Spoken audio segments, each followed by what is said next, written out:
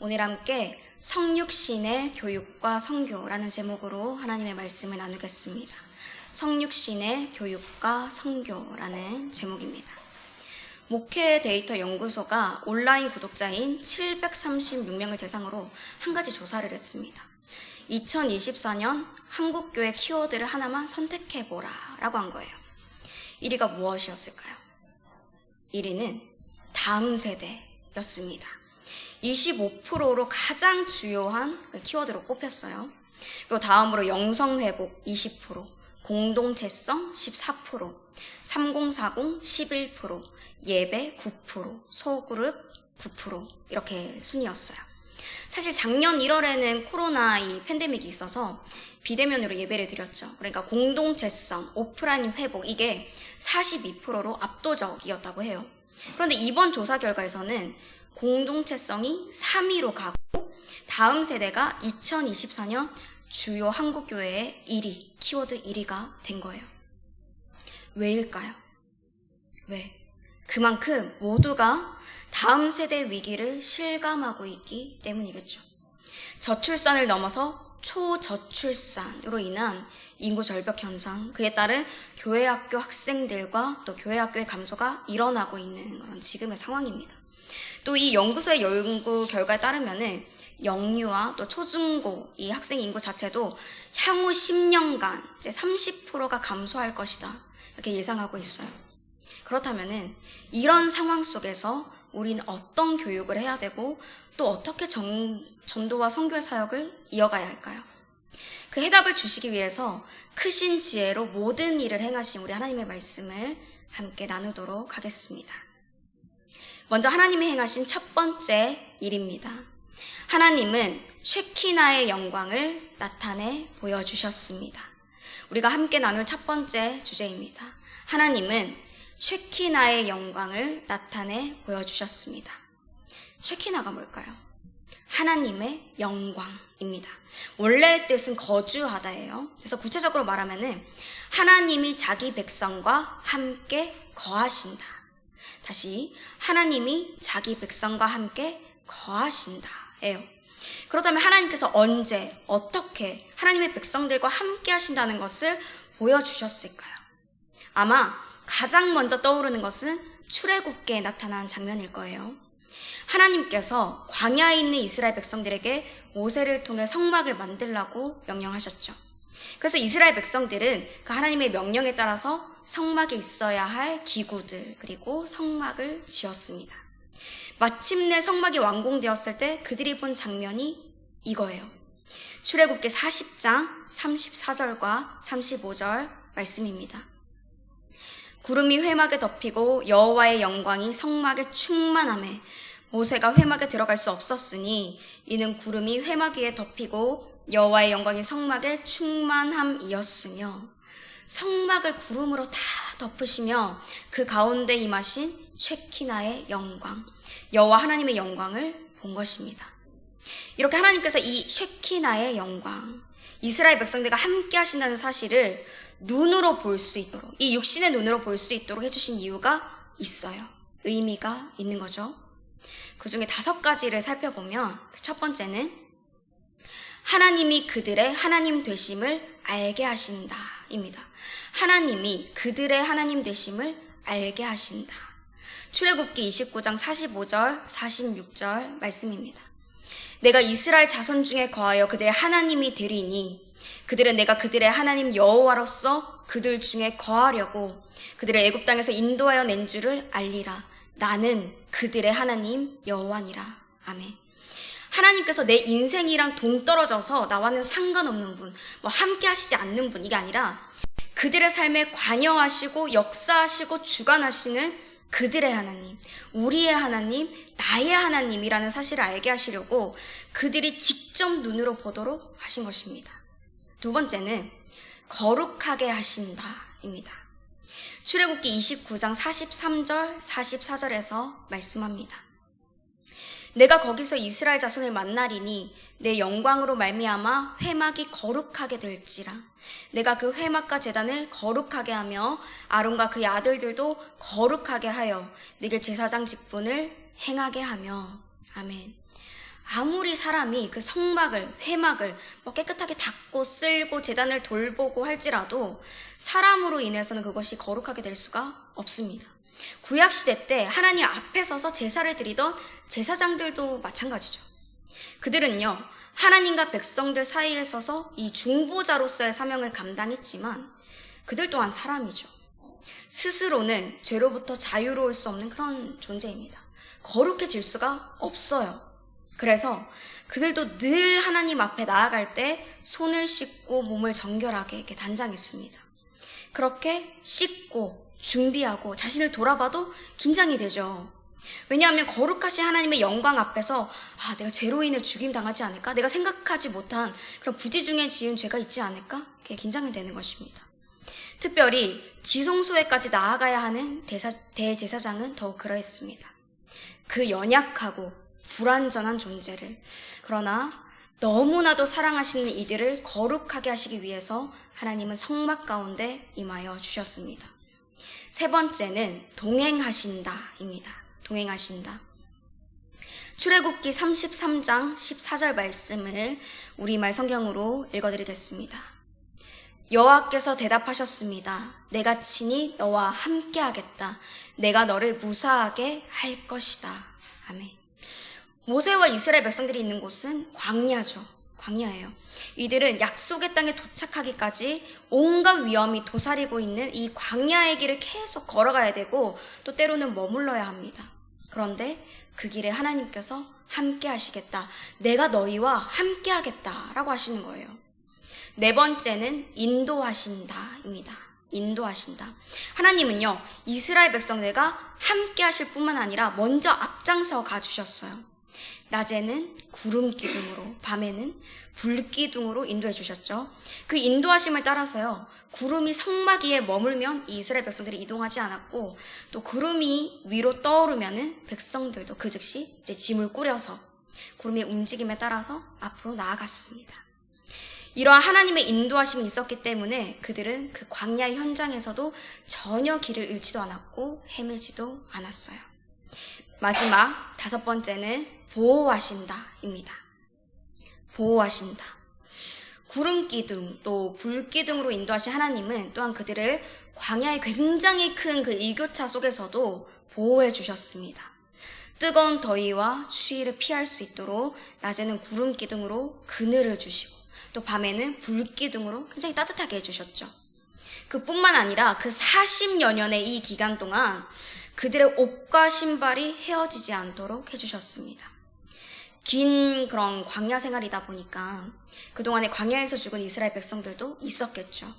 그런데 그들이 죽은 것은 병에 걸려서가 아니라 영양실조로 죽은 게 아니라 나이가 많이 들어서 혹은 하나님의 말씀에 불순종했을 때 그 죄의 결과로 죽음을 맞이했을 뿐입니다.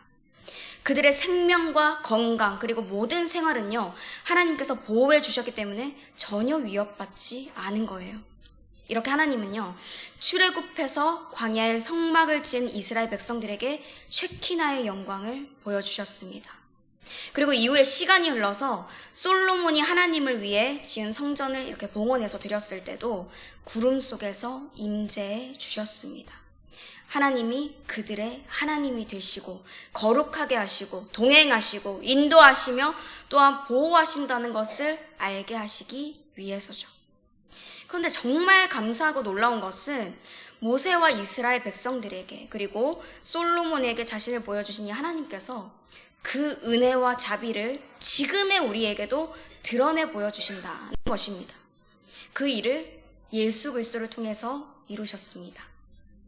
그게 뭘까요? 예수 그리스도께서 어떤 일을 하셨을까요? 두 번째 주제입니다.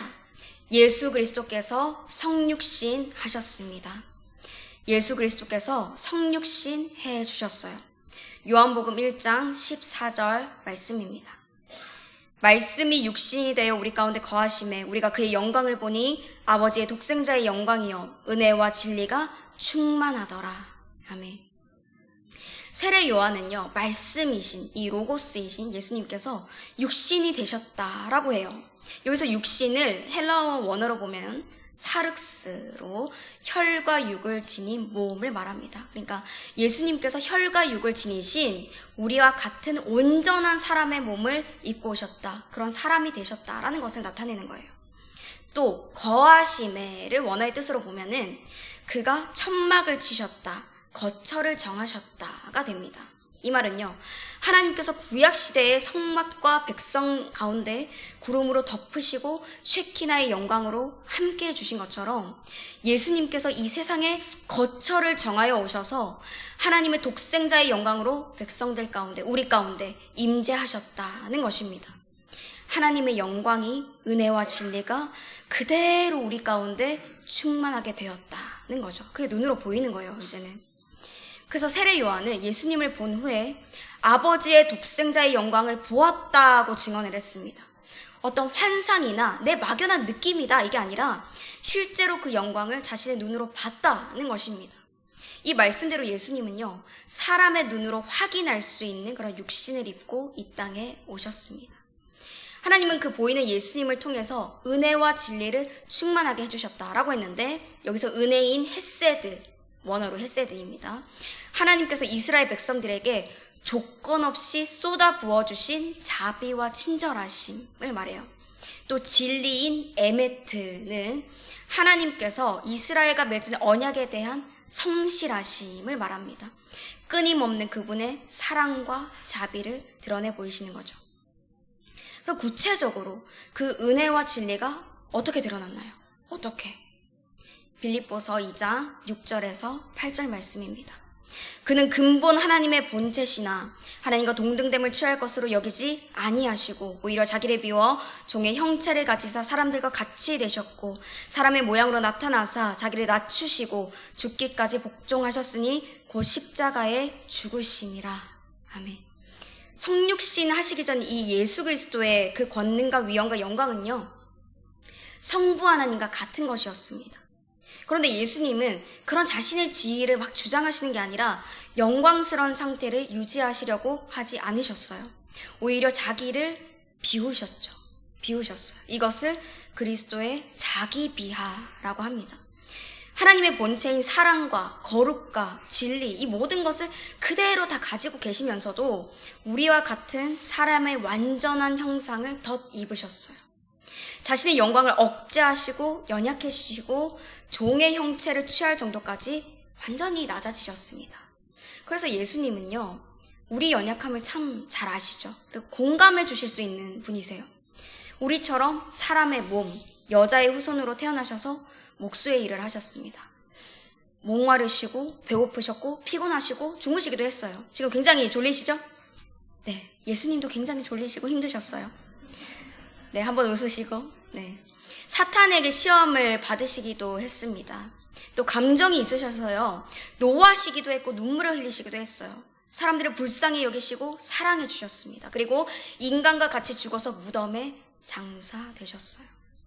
하나님의 뜻에 죽기까지 복종하셔서 십자가에 못 박혀 죽으셨죠. 로마인들에게도 유대인들에게도 굉장히 가장 비참한 그 저주의 죽음을 예수님은 기꺼이 감당하셨습니다. 자기를 비우시는 자기 비하의 그 극치, 사역의 절정을 이루셨습니다. 왜요? 우리와 하나님 사이의 죄의 장애물을 완전히 제거하시기 위해서 하나님의 헤세드, 그 은혜와 에메트, 그 진리가 충만하게 하시기 위해서 하신 거예요. 이 예수님의 성육신과 죽음, 그리고 그 이후의 부활로 인해서 하나님의 백성들, 우리 그리스도인들은 구원을 얻게 됐습니다. 예배의 순간마다 하나님과 동행하면서 살아가는 그 순간마다 쉐키나의 영광을 경험합니다. 성령님의 임재와 은혜 안에서 우리가 자유롭게 뛸 수 있고요, 찬양할 수 있고 하나님과 교제하죠. 살아계신 하나님의 말씀을 듣고 힘을 얻어서 세상 속에서 승리합니다. 비록 우리가 영적으로 공격을 당하기도 하고 넘어질 때도 있어요. 그런데 하나님의 영광 안에서 다시 일어설 수 있어요. 성령 하나님이 여전히 우리와 함께 계시기 때문입니다. 베드로전서 4장 14절 말씀입니다. 너희가 그리스도의 이름으로 치욕을 당하면 복 있는 자로다. 영광의 영, 곧 하나님의 영이 너희 위에 계심이라. 아멘. 그리고 그 쉐키나의 영광, 하나님의 백성들 가운데 부어주시는 그 은혜와 진리는요, 이 세상 끝날까지, 아니요, 이 세상이 끝난 이후로도 영원히 끝나지 않을 것입니다. 이 사실을 믿으시길 바랍니다. 이러한 하나님의 일하심, 예수 그리스도의 성육신, 우리와 함께 하시는 성령님의 역사하심을 돌아볼 때 우리 그리스도인들은 위기 가운데 놓여있는 이 다음 세대의 교육, 그리고 선교와 전도에 대해서도 해결의 실마리를 찾을 수 있습니다. 마지막 세 번째 주제입니다. 그리스도의 마음을 품고 성육신의 교육, 선교, 전도를 하라. 그리스도의 마음을 품고 성육신의 교육, 선교, 전도를 하라. 우리 함께 이야기해 볼까요? 그리스도의 마음을 품고 성육신의 교육, 선교, 전도를 하라. 바울은 빌립보서를 통해서 모든 성도들이 이 예수 그리스도의 마음을 품고 살아가기를 권면합니다. 빌립보서 2장 5절의 말씀입니다. 너희 안에 이 마음을 품으라. 곧 그리스도 예수의 마음이니. 아멘. 나 자신이 이 진리이신 하나님 안에서 바로 세워지기 위해서, 교회 안에서 함께 형제 자매된 이들을 세워주기 위해서, 다음 세대를 살리기 위해서, 예수 그리스도를 알지 못하는 영혼들을 살리기 위해서 성도들이 닮아야 할 그 모습, 바로 예수 그리스도의 성육신과 그 마음입니다. 그러면 어떻게 이 성육신의 소통을 이룰 수 있을까요? 그 사람의 세계로 들어가는 거죠. 내 주파수에 상대방이 나한테 맞춰라 이렇게 강요하는 게 아니라 내가 상대방의 주파수에 맞추는 것입니다. 그렇게 성육신의 교육을 하기 위해서는 목회자분들, 또 우리 선생님들, 부모님들이 우리 학생들, 자녀들의 눈높이에 맞춰서 그들 속에 들어가야 되는 거죠. 그들의 문화에, 그들의 언어를 쓰고요. 또 성육신의 선교를 하기 위해서는 선교사님들께서 선교지의 현지인들의 눈높이에 맞춰서 그들의 문화와 언어를 따라야 합니다. 마찬가지로 성육신의 전도를 하기 위해서는 전도하시는 분들께서 아직 예수 그리스도를 믿지 않고 모르는 분들의 시선에 맞춰서 복음을 전할 수 있어야겠죠. 이 일을 하나님께서 먼저 하셨습니다. 하나님을 떠나고 죄 때문에 하나님으로부터 분리된 인간을 만나시고 소통하시기 위해서 하나님이 택하신 가장 아름답고 완벽한 교육, 선교, 전도의 방법입니다. 전 장로의 신학대학교 교수님이시고 또한 기독교 학교 교육연구소 소장이신 박상진 교수님께서 이렇게 말씀하셨어요. 오늘날 이 원형을 회복한다면, 그러니까 성육신의 원형이요, 이것을 회복한다면 어떤 상황 속에서라도 참된 만남과 소통을 경험할 수 있다. 그 성육신의 원천은 사랑인데 진정 다음 세대를 사랑한다면 그들 속으로 들어가 접촉점을 가질 수 있다. 하나님께서는 우리와 소통하시기 위해 우리의 모습으로, 우리의 언어와 문화 속에 오셨다. 교육뿐만 아니라 전도와 선교도 마찬가지죠. 그리고요, 지금 그 일을 우리 교육부 모든 목회자, 부장님, 선생님들, 선교사님들, 또 전도 봉사자분들께서 힘써하고 계십니다. 가끔 이제 주일에 계단으로 다니시다 보면은 무언가가 막 빛의 속도로 막 소리를 지르면서 왔다 갔다 하는 것을 보실 수 있으실 거예요. 그게 동물이 아니고요, 뭐 이상한 사람도 아니고요, 유초등부 아이들과 기꺼이 달리기 시합을 해주시는 부장님, 우리 선생님들의 모습이에요. 엘리베이터가 있지만 계단으로 막 시합을 하는 거죠. 애들이 달리는 걸 굉장히 좋아하더라고요. 내기를 하고. 아침 일찍부터 오셔서 예배를 준비하시고 교사 경건회를 하시고 예배 이후에는 아이들의 눈높이에 맞춰서 공과를 진행하신 후에 이제 아이들과 똑같은 모습이 되시는 거예요. 때로는 막 소리를 지르시고 뛰어다니십니다. 그러다 보면은 막 땀도 막 흘리시고 머리도 막 풀어헤쳐져 있어요. 근데 모르는 사람이 보면 좀 이상한 사람들이죠. 그래도 개의치 않으세요. 매주 그렇게 하시는 거예요.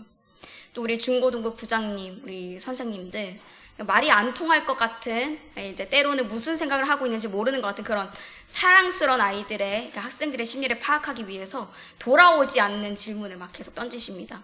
질문을 하는데 대답이 안 돌아올 때가 있어요. 그래도 얘들이 뭘 재밌어 할까? 뭘 관심 있어 할까? 그렇게 함께 소통할 수 있는 주제를 찾고 학생들이 주일 예배 자리에 어떻게 하면 더 모일 수 있을까? 어떻게 하면 얘들한테 더 좋은 것을, 또 하나님의 은혜를 어떻게 나눌 수 있을까? 그거를 고민하시고 애쓰고 수고해주고 계십니다. 우리 청년 선생님들 너무 귀하죠. 너무 감동적이에요. 제가 볼 때마다. 그리고 우리 선교 전도부 부장님, 모든 부서원분들, 새신자 부장님, 모든 분들, 이 지구장님들, 이분들의 헌신도 얼마나 큰가요? 자신의 휴식의 시간을 포기하시고 기꺼이 시간을 내서 전도를 위해 함께 교육과 또 기도의 시간을 가지고 밖으로 나가시는 거예요. 한 손엔 전도지를 들고 한 손에는 물티슈를 드시고 그렇게 믿지 않는 자들의 삶의 자리까지 나아가세요.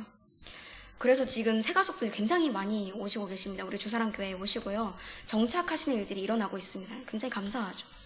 또 10월에는 이제 선교부장님 중심으로 캄보디아 단기 선교도 계획되어 있어요.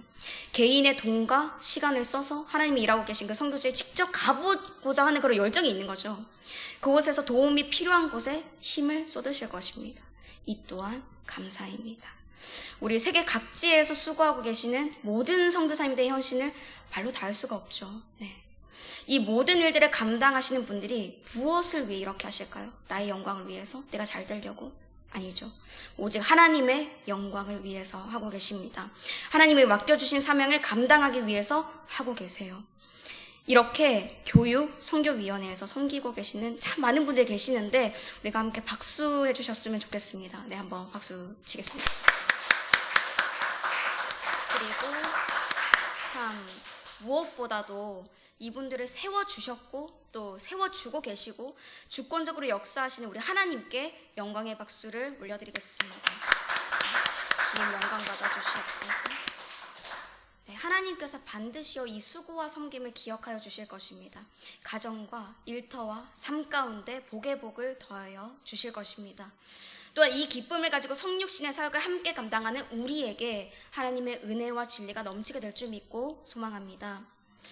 사랑하는 성도 여러분, 어떤 사람들은요, 교육과 전도와 선교에 있어서 위기다, 이제 희망이 없다, 어렵다 이렇게 이야기할지 모르지만 하나님께서 우리에게 해답을 알려주셨습니다. 그리스도의 마음을 품고 성육신의 교육, 선교, 전도를 하라라는 거예요. 하나님께서, 성부 하나님께서 쉐키나의 영광을 모형으로 이미 보여주셨고 성자 예수 그리스도께서 완성하여 주셨고 지금도 성령 하나님께서 우리와 함께하여 주셔서 그 영광을 그리고 은혜와 진리를 풍성하게 부어주십니다. 그러므로 계속해서 주님의 그 모습을 닮아서 그리스도의 마음을 품고 성육신의 교육, 전도, 선교를 하시는 주사랑교회 모든 성도님들 되시기를, 그래서 쉐키나의 영광, 그 영광과 은혜가 넘치게 되시는 우리 주사랑교회 저와 여러분이 되시기를 주님의 이름으로 축복합니다.